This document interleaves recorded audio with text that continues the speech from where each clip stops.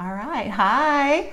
This is Lisa Marie Graves with MLJS Legacy, and we are starting our live video interviews for the Women's Legacy Conference with the title partner, Terra Stark Real Estate Group. So today I have with me one of the legacy leaders, and this is Clarin Gniffke. Hello. Hi there. I'm so excited that, how long has it been since we've seen each other? It's probably been about a year and a half. Yeah, it's been a little while. So I'm really excited that you were able to come and that you agreed to be one of the legacy leaders as well. I'm very honored and certainly excited to be part of it too. Well, thank you.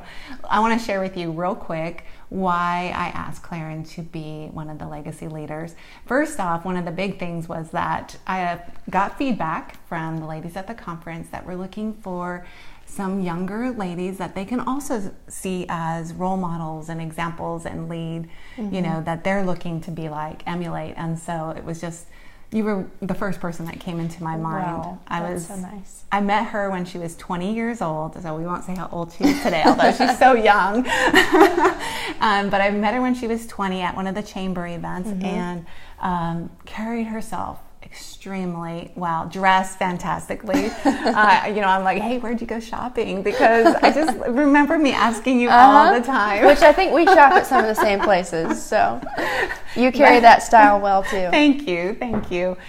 Did you have your master's at the time, or you were just a couple classes away? I was a couple classes away, graduated with my master's degree at 21, so it was the following summer. Yeah, and I was like, okay, I've got to introduce you to my daughters, because I just love that. I felt that you knew exactly where you were going, not necessarily long term, but in the short term, what you needed to do, what needed to happen. And I was just so impressed by you and continue to be impressed, and just, wow, I just love her. You're sweet. Thanks, Lisa. So how could I not think of anybody else other than to ask you to be one of the legacy leaders? And she was available for the event, and so I'm just so excited that you agreed. Me too. I'm going to give you the opportunity to say hello and introduce yourself and tell them a little bit more about you. Great. Well, thanks, Lisa. I'm really excited about being part of the conference this year. It'll be my first time to attend. I haven't been before, but have kind of, since Lisa and I are Facebook friends, Facebook stalked her through the years and watched her That's business. Kind of a nice thing to say. Thank you. Watch her business develop and followed along as she was putting the conference together. So it's very exciting to actually get to be a part of it this year, and can't wait to attend and get to meet all you great ladies. And as we encourage each other in being excellent in the spaces that we're in. Absolutely. Okay, so tell some more about all the excellent things that you do in your space. Well, I'm working on it. So right now, I currently am a district director for a state senator in Dallas County. And what that means is I kind of run district operations, make sure our outreach to the community is our top priority, represent the senator and his priorities as well, and just provide service. The state offers a lot of different options for services, and a lot of our communities kind of fall into that underserved category. So making sure they know exactly what services are available to them, and it gives me a good opportunity to really work on some issues that are close to my heart. Nice. Working against human trafficking, homelessness, poverty, all the things that kind of give folks the least of these category, and finding out what we can do to be a part of that and really just meet them where they're at. So I do love my job because it gives me the chance to be involved in a lot of different things, meet a lot of different people, and really just pursue excellence no matter where I'm at. Where did you were overseas in Cambridge? Oxford, actually. You. Yes. Okay, so tell us a little bit about that, because that's really cool. I finished out my last master's classes, so I have my master's in government international politics from Regent University, and finished out my last 2 master's level classes at Oxford. So I got to spend some time in England. Wow. And just loved the experience. There's nothing like being at a school where some of the greatest minds in history have walked the same hallways and been part of the same city there. How did you get to go to Oxford for your last 2 classes? So Regent University, the college I was studying with, I did their online program since I was also working full time while I was in grad school. they had the opportunity for a study abroad to finish out your last two classes. So anytime you can take a study abroad, I highly recommend it, because you're there for a purpose. Not only are you getting your educational requirements out of the way, but it also gives you the chance to explore another city and travel learn another culture. And I would imagine there was people from all over the world that were there. What an even better experience.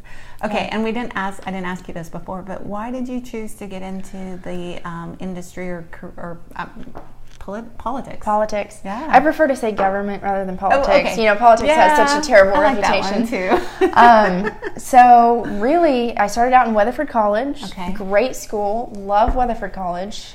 Could not speak highly enough about it. But graduated high school at 16, and it was the first choice because it's right here in the community. I was able to get some dual credit out of the way and just figure out what my interests were. 16 is when you graduated?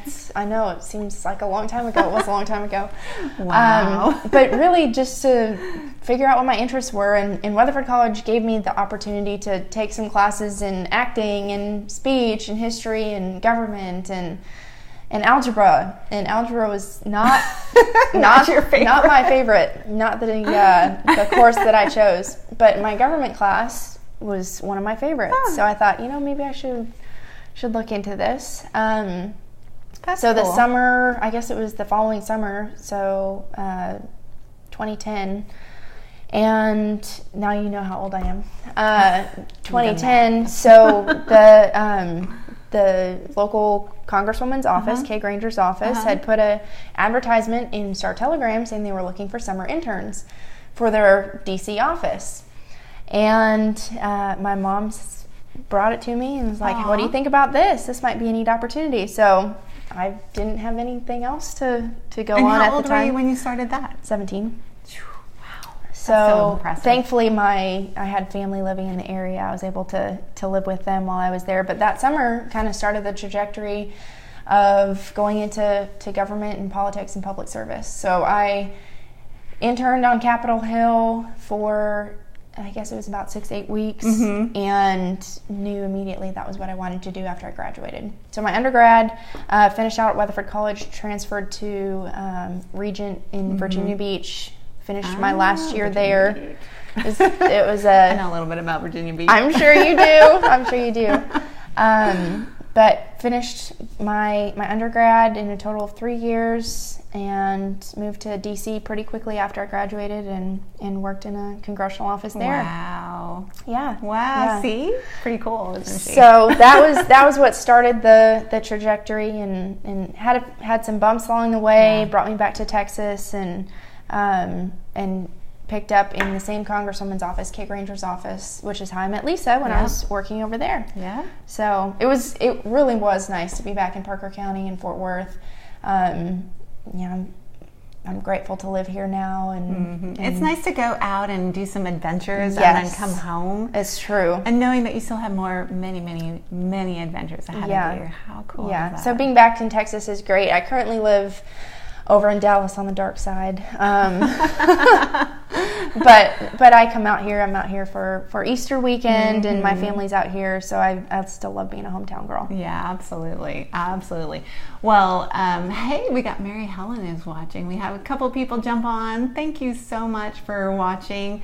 Tell us, now you said that you hadn't been to the conference before, and you mentioned a few things at the beginning of your intro as well. So what are you kind of thinking or expecting from the Women's Conference? I think anytime that we as women can get together and encourage each other in the spaces that we're in, whether that be in business, whether that be a stay-at-home mom, or somebody who's just joining the work field, or on the tail end of your career, I think we all can come together and build each other up. And something that Lisa, I think you've done a really good job with, is kind of that buzzword of intentionality.